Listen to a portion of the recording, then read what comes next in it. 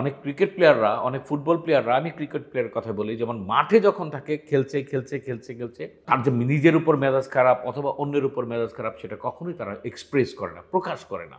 কিন্তু ভিতরে একটা অ্যাগ্রেশন কাজ করে, একটা রাগ কাজ করে। যে কোনো একটা কারণে সে নিজে আউট হয়ে গেল বা কেউ একজন এমন একটা কাজ করে তার ব্যাটিং থেকে আউট করে দিল। প্রচণ্ড রাগ বোলারের উপরই অথবা পরিস্থিতির উপরে অথবা আম্পায়ারের উপরে। তখন কিন্তু সেটা সে প্রকাশ করে না। আস্তে হাঁটতে সে ড্রেসিং রুমে গেল। গিয়ে কিন্তু প্রচণ্ড শাউট করে, জোরে চিল্লাচিল্লি করে।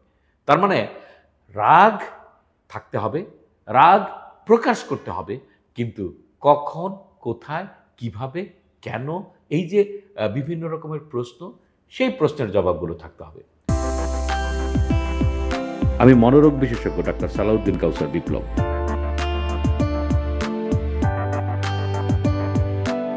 কোনো একটা পরিস্থিতির সাথে খাপ খেয়ে চলাটাই আমরা কোপ করা বলছি, বা পরিস্থিতির সাথে খাপ খেয়ে চলা, মানিয়ে না, মেনে না, এই টোটাল বিষয়টা মিলে আসলে কোপিং, যে চাপ সেটাকে ওভারকাম করে প্রবলেমটা সলভ করা এবং সুন্দর করে এগিয়ে যাওয়ার যে প্রসেস, সেটাকে আসলে কোপিং বলা হয়। তো আমরা প্রায়ই শুনি যে পরিস্থিতির সাথে কোপ করো, অবস্থার সাথে কোপ করো।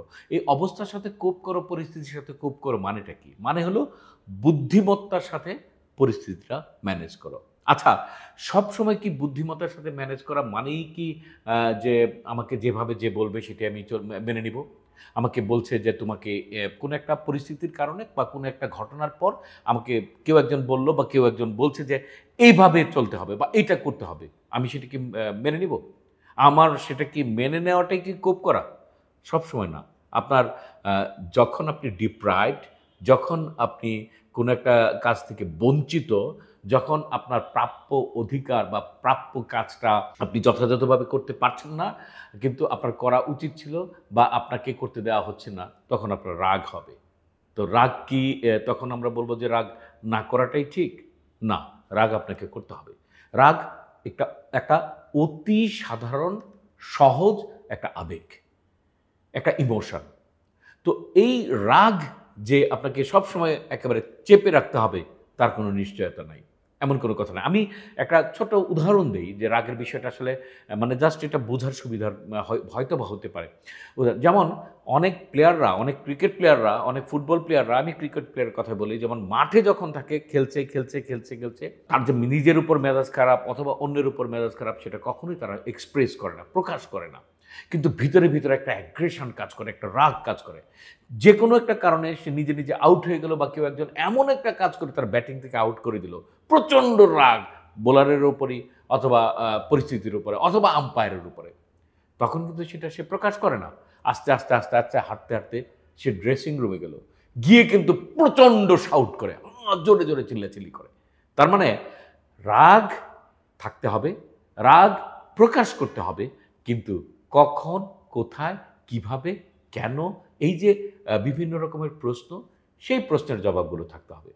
প্রথম কথা, আমার রাগের জন্য যাতে আমার আবার পরবর্তীতে কোনো ক্ষতি না হয়। আমার রাগের জন্য যাতে এই পরিস্থিতির যেই সিচুয়েশনটা তৈরি হলো সেটার রেজাল্টের কোনো রকমের ক্ষতি না হয়। আমার রাগের জন্য যাতে অন্যের অধিকার নষ্ট না হয়। আমার রাগের জন্য যাতে আমি পরিবেশ পরিস্থিতির কারণে চারদিকে বা সিচুয়েশনের সাথে বা অবস্থার সাথে সম্পর্কযুক্ত একটা সুন্দর অবয়ব, একটা সুন্দর পরিবেশ, সেটা আমি নষ্ট না করি। তাহলে রাগ আমি করতে পারবো যখন আমি ডিপ্রাইভড, আমি বলবো, আমার অধিকারের কথা বলবো, আমার কাজের কথা বলবো, আমার প্রয়োজনের কথা বলবো। কিন্তু সেটা একটা লিমিটের মধ্যে রেখে, এই জন্য বলছি যাতে অন্যের অধিকার, এমনকি সেটা আমার সমস্যা পর্যন্ত পরবর্তীতে না করে।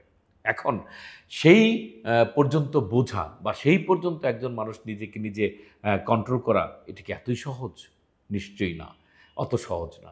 আবারও সেই কথা, একটা বিষয়কে কন্ট্রোল করতে হলে তার চারদিকের পরিস্থিতি সম্বন্ধে নিজের ভিতরে একটা প্রচণ্ড কনফিডেন্স থাকা লাগে।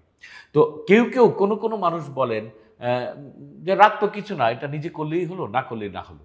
না, এটা নিজে করলেই হলো না, না করলে হলো না। এটা একটা স্টিমুলেশন, এটা একটা স্টিমুলেশনের কারণে একটা ফিজিওলজিক্যাল চেঞ্জ, একটা ফিজিওলজিক্যাল চেঞ্জের কারণে একটা এক্সপ্রেশন, এবং এটা একটা অত্যন্ত জটিল ফিজিওলজিক্যাল এবং সাইকোলজিক্যাল এক্সপ্রেশন। সুতরাং এটা একেবারে আসবে না, এটা থাকবে না, ইচ্ছা করলে আসবে, ব্যাপারটা তা না। হ্যাঁ, এটার সাথে সম্পর্কযুক্ত হলো আমি কিভাবে রাগটাকে কন্ট্রোল করছি। ১ম এ কয়েকটা কথা বলে ফেলেছি যে কন্ট্রোল আমি এইজন্য করব যে এটা যাতে আমার নিজের ক্ষতি না হয়, অন্যের পরিবেশের এবং চারদিকের কোনো ক্ষতি করতে না পারে। রাগ কন্ট্রোল আমি কিভাবে করব? এখন কথা হলো এই কন্ট্রোল করার জন্য, রাগটাকে কন্ট্রোল করার জন্য অনেক রকম মানুষ অনেক রকমের মেথডের কথা বলে। অনেক রকমের মানুষ অনেক রকমের টিপসের কথা বলে। অনেক রকমের মানুষ অনেক রকমের তাৎক্ষণিক শিক্ষার কথা বলে। আমার কথাটা ভিন্ন। আমার কথাটা হলো এই রাগ কন্ট্রোল করা পরিবারকে শিখাতে হবে। আমার কথা হলো এই রাগ কন্ট্রোল করা যদি পরিবার থেকে না আসে, যদি পরিবেশ থেকে না আসে, ছোটকাল থেকে এটা তৈরি না হয়, তাহলে হঠাৎ করে এই রাগ কন্ট্রোল করা অত্যন্ত কঠিন। একই সাথে যদি সেটা কোনো অসুস্থতার কারণে হয়, তাহলে কিন্তু নিজে, নিজে চাইলেও সেটা কন্ট্রোল করতে পারবে না।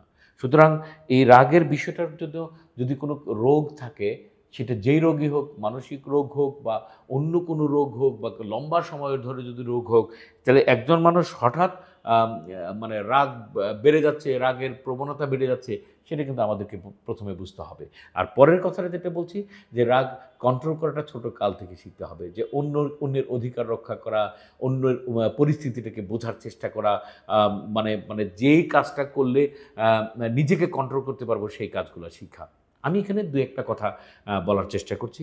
কেউ বলছেন রাগ কন্ট্রোল করার জন্য সবচাইতে ভালো মেথড বা আমি বলব যে আমার কাছে নাম্বার 1 মেথড ঠিক তাৎক্ষণিকভাবে যে কাজটা করতে ইচ্ছা হয় সেটা না করা। এমন আমরা কি দেখি যে হুমায়ূন আহমেদের নাটকে বা বিভিন্ন নাটকে আমরা দেখতাম যে উল্টা দিক থেকে ১৯৯ এরকম করে গোনা। হ্যাঁ, সেটাও কিন্তু একটা পরিস্থিতি তৈরি করতে পারে। সেটাও কিন্তু মনের মধ্যে একটা মানে কেমিক্যাল মানে অ্যাকশন তৈরি করে।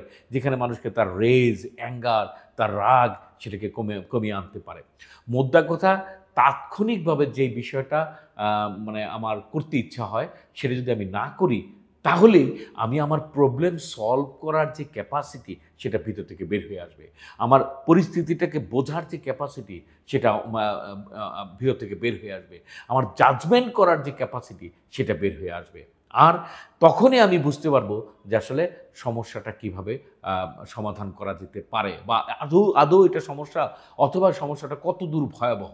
কারণ আমার রাগের প্রকাশের কারণ কখনো কিন্তু আমার জন্য ক্ষতিকর হতে পারে। এমন একটা পরিস্থিতি যেখানে আমার রাগ আমি প্রকাশ করছি কিন্তু আমার অপোনেন্ট যারা আছে তারা হয়তো আরো অনেক শক্তিশালী। এইজন্য পরিস্থিতির উপর মানে কন্ট্রোল থাকাটা অত্যন্ত জরুরি। আর শেষ কথাটা হলো রাগ আমি কন্ট্রোল করব, রাগ আমি কন্ট্রোল করব না, রাগ আমি প্রকাশ করব, রাগ আমি প্রকাশ করব না। এটা সম্পূর্ণ পরিস্থিতির উপর নির্ভর করবে। আমি একেবারেই কখনোই বলব না সমস্ত রাগ তুমি কন্ট্রোল করে ফেলো। সেটা আমি বলব না। কিন্তু কোনোভাবে রাগ নিজের ক্ষতি বা অন্যের ক্ষতি, অন্যের অধিকারের ক্ষতি হোক, সেটাও আমি করতে বলব না। মানুষ যখন আ সময় নেয়, তখন যেটা হয় যে তার ভিতরের calculation, capacity, problem solving capacity, judgement, memory প্রত্যেকটা বিষয় তখন সামনে চলে আসবে। আর রাগ তাদেরই বেশি হয় যাদের কগনিটিভ বা তাদের চিন্তার জায়গায় ২-১ টা সমস্যা থাকে বা ২-১ টা সমস্যা হয়ে যায়। যেমন কোনো একটা পরিস্থিতিকে চিন্তা না করে একেবারে ফাইনালি একটা ডিসিশন নিয়ে ফেলে। সেটাকে বলছে জাম্পিং টু দ্য কনক্লুশন। মানে কোনো একটা পরিস্থিতি দেখে একেবারে ফাইনাল ডিসিশন নিয়ে ফেলল যে এটা তখন সে এক্সপ্রেস করে, জিতার জন্য চেষ্টা করে বা তখনই সেটাকে মানিয়ে নেওয়ার চেষ্টা করে।